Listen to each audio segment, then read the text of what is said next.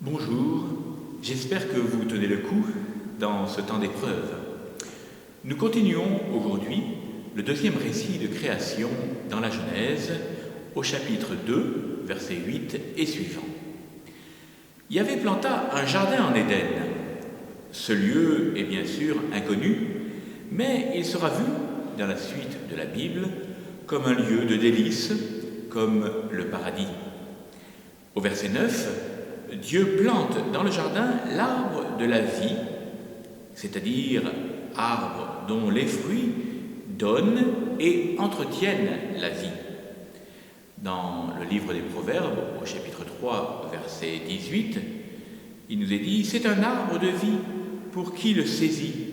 Ou encore, au verset 30, « Le fruit du juste est un arbre de vie ». L'arbre de vie symbolise l'immortalité, privilège divin dont l'homme jouissait dans le paradis. Dieu plante aussi l'arbre de la connaissance du bien et du mal.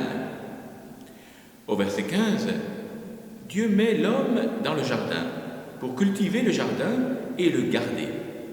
C'est un lieu fertile et merveilleux, un lieu sacré où Dieu vient se promener, comme nous le verrons au chapitre 3, verset 8, et où l'homme se familiarise avec Dieu. Il a une vraie intimité avec son Créateur. Pour l'instant, le travail n'est pas pénible, cela n'arrivera seulement qu'après la chute. La tradition chrétienne ne manquera pas de voir dans le jardin une annonce du jardin de la résurrection, où Marie-Madeleine croit voir en Jésus ressuscité le jardinier. Elle verra aussi dans l'arbre de vie l'annonce de la croix, arbre qui donne un fruit, qui donne vie. Jésus dira lui-même, qui mange ma chair et boit mon sang, a la vie éternelle. Au verset 16 et 17, Dieu donne un ordre à l'homme. De tous les arbres du jardin, tu peux manger, mais de l'arbre de la connaissance du bien et du mal, tu n'en mangeras pas, car le jour où tu en mangeras, tu mourras sûrement. Si l'homme mange de cet arbre, il sera éloigné de l'arbre de vie et il devra mourir en son temps.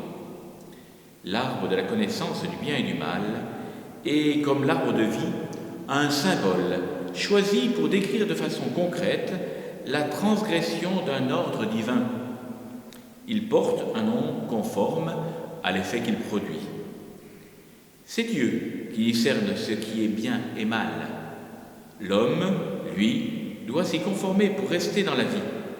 Si l'homme veut choisir par lui-même ce qui est bon et mal, il désobéit. C'est le péché d'orgueil de vouloir être plus grand que Dieu, d'être la norme de ses actes.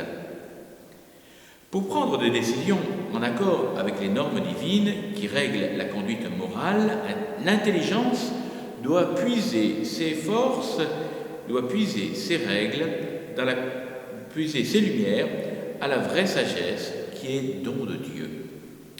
La conséquence de manger ce fruit entraîne à la connaissance pratique du bien et du mal.